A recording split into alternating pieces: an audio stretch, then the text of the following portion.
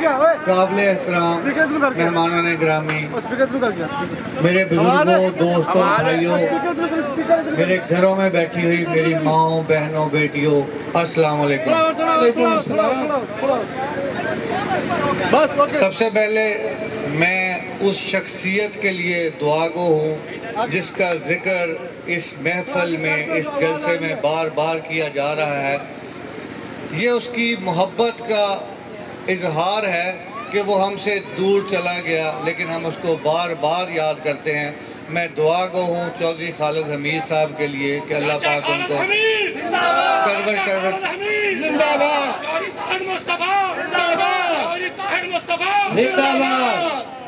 اللہ پاک ان کو کروٹ کروٹ جنت نصیب عطا فرمائے۔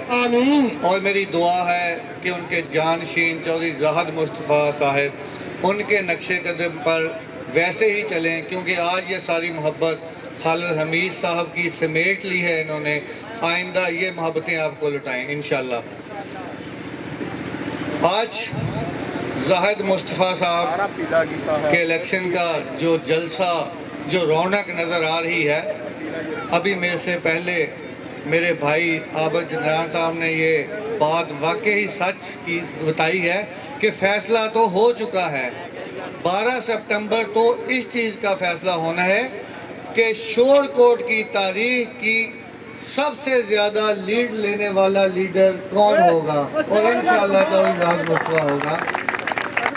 کسی دانا نے، کسی بزرگ نے کہا تھا کہ اگر آپ کا مخالف جس سے آپ کا اختلاف ہو، پڑھا لکھا ہو، تو دلائل کے انبار لگ جاتے ہیں، غور و فکر کے دروازے کھل جاتے ہیں، لیکن اگر آپ کا مخالف جاہل ہو، ان پڑھ ہو، تو بحث و تکرار سے بات شروع ہوتی ہے اور گالیوں کے ڈھیر لگ جاتے ہیں۔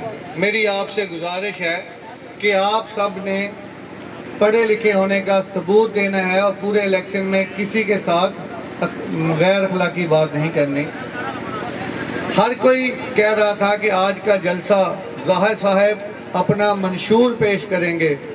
میں سمجھتا ہوں کہ اس گھرانے کو طاہر مصطفیٰ صاحب، زاہد صاحب، چودھری خالد حمید صاحب جیسے وہ چلتے آ رہے ہیں، ان کو اپنا منشور پیش کرنے کی ضرورت نہیں، کیونکہ ان کا ایک ہی منشور رہا ہے۔ جب سے ہم نے دیکھا ہے، جب سے ہم سن رہے ہیں، ان کا ایک ہی منشور ہے، وہ منشور ہے خدمت، عوام کی خدمت، عوام سے محبت۔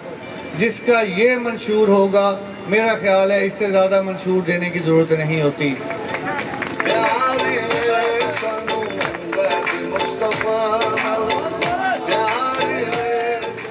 باقی حاجی طاہر مصطفیٰ صاحب کسی جگہ ڈھکے چھپے نہیں کہ شور کوٹ کی ڈیولپمنٹ ہو، فلاحی کاموں کا آغاز ہو یا کسی بھلائی کا کام ہو تو سب سے پیش ہوتے ہیں، اس میں کوئی شک نہیں۔ طاہر صاحب کا یہ ریکارڈ ہے، زاہد صاحب کا یہ ریکارڈ ہے، ہمیشہ آپ لوگ مجھ سے زیادہ بہتر جانتے ہیں۔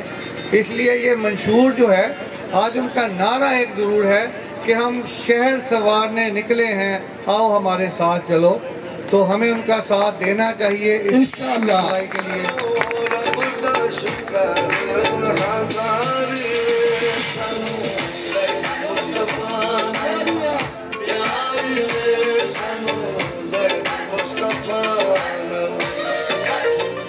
زاہد مصطفیٰ صاحب کا پیار وارڈ نمبر 2 کے لوگوں نے بتا دیا ہے۔ زاہد مصطفیٰ صاحب سے واقعی پیار ہے، سب کو پیار ہے۔ تو میں بتا رہا تھا کہ یہ جو خدمت کا جذبہ لے کے نکلے ہیں، یہ جو مقصد لے کے نکلے ہیں، اس مقصد کے پیچھے جو چیز ہے وہ آپ لوگوں کی خدمت، محبت ہے، اس کا کوئی نعم البدل نہیں۔ باقی ڈیولپمنٹ ہماری ضرورت ہے۔ ہم نے یہ الیکشن اپنے لیے لڑنا ہے، اپنی آنے والی نسلوں کے لیے لڑنا ہے، ان کو آگے ان کے لیے نہیں لانا، اپنے لیے آگے لانا ہے، تاکہ ہم شور کوٹ کو شور کوٹ کینٹ کہہ سکیں، اس کو واقعی کینٹ بنا سکیں، اپنے مسائل حل کر سکیں، کیونکہ یہ شور کوٹ کا کونسلر صرف مسائل حل نہیں کر سکتا۔ یہ حقیقت ہے کہ کنٹونمنٹ بورڈ میں جا کے مسائل حل نہیں کیے جا سکتے۔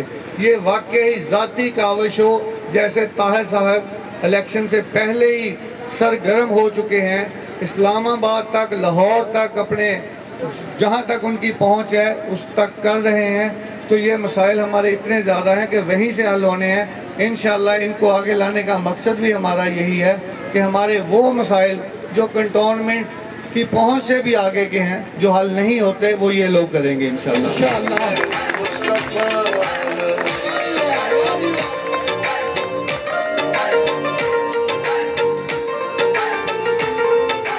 بس یار میوزک ذرا کام ہی رکھنا، ٹائم شارٹ ہے. مجھے پیچھے سے آوازیں بھی آنا شروع ہو گئی کہ جلدی کرو. لیکن میں آپ کو ایک چھوٹی سی بات بتانا چاہ رہا ہوں کہ یہ الیکشن شروع ہی ہوا تھا، بلکہ شروع ہونے سے پہلے ہی جب لوگوں نے بار بار طاہر صاحب سے یہ بات کی کہ ہمارا سب سے بڑا مسئلہ مالکانہ حقوق کا ہے، اس کے بعد واٹر سپلائی سیوریج کا ہے، تو یقین کریں میں اس چیز کا گواہ ہوں کہ طاہر صاحب نے ڈی جی کچی آبادی سے بات کر کے ٹائم لیا، جس میں میں، بلال بھائی، جاوید صاحب، یہ ظاہر صاحب خود لاہور گئے اور انہوں نے وعدہ کیا کہ ہم آپ کو مالکانہ حقوق دیں گے اور انشاءاللہ اسی سپتمبر میں دیں گے.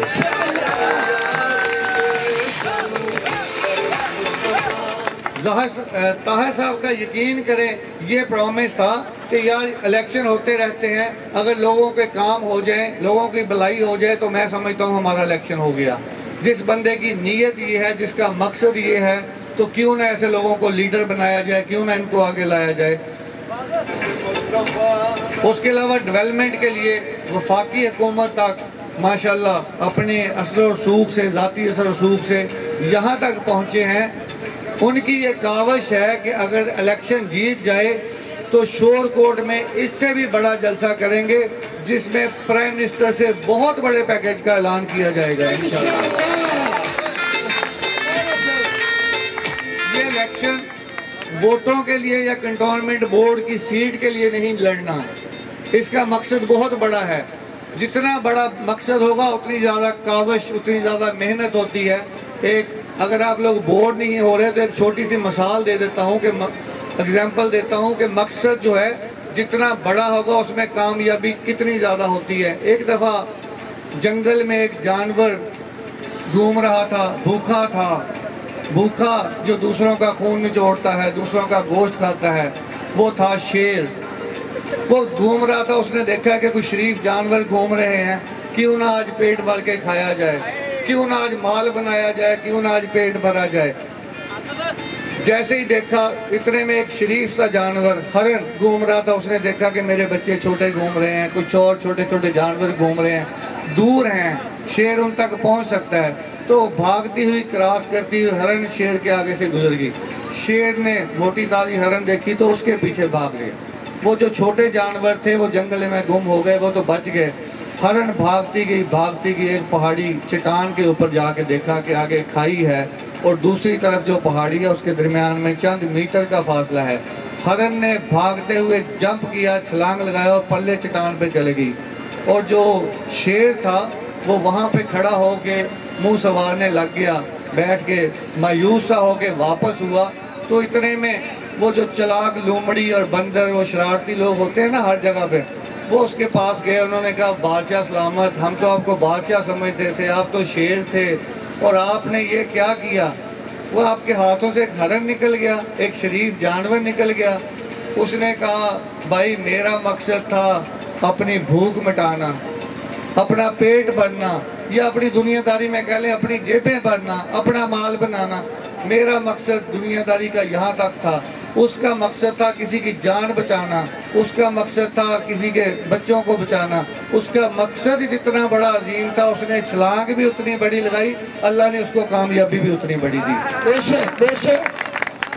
تو یہ جو ہے مقصد لے کے نکلا ہے وہ بندہ، آپ نے اس کا مقصد دیکھنا ہے. آپ یہ کونسلر کی سیٹ نہ دیکھیں، اس کا مقصد آپ کی نسلوں کو آگے لے کے جانا، ان کے لیے ایک اچھا مستقبل دینا، ایک صاف ستھرا ماحول دینا، صاف ستھرا شہر دینا، اور انشاءاللہ یہ کامیابی ان کے مقدر چنے گی انشاءاللہ. اللہ پاک آپ سب کا حامی و ناصر ہو. میں بس اپنے جو ہمارے بھائی الیکشن لڑ رہے ہیں ساتھ ہمارے مد مقابل، ان کے لیے اتنا ہی کہوں گا کہ اگر آپ اس کارواں کے ساتھ ہو جاتے تو آپ کی بھی عزت تھی، کیونکہ آپ اسی کارواں کا حصہ تھے. चौधरी खालिद हमीद साहब की तरफ से अल्लाह उनको जन्नत नसीब करे, एक शेर उनके नज़र करूँगा कि जिन पत्थरों को हमने अता की थी धड़कने, जिन पत्थरों को हमने अता की थी धड़कने, उनको मिली जुबान तो हम ही पे बरस पड़े। अल्लाह पाक आप सबका हामी और नासिर है। कल को डिफेंस डे, अभी चंद घंटों बाद 12 बजे के बाद 6 सितंबर भी शुरू हो रहा है। तमाम अहलियान पाकिस्तान को, अहलियान शोरकोट को यौम दिफा मुबारक हो। पाक फौज पाकिस्तान अल्लाह पाक इसी तरह कायम और दायम रखे। आप सब की दुआएं, आप सब की मोहब्बतें और आप सब की काविशें इसी तरह रही तो यही दिन होगा, एतवार का काउंटडाउन स्टार्ट है, यही टाइम होगा और इससे बड़ा फतह का जश्न मनाया जाएगा इंशाअल्लाह। Thank you.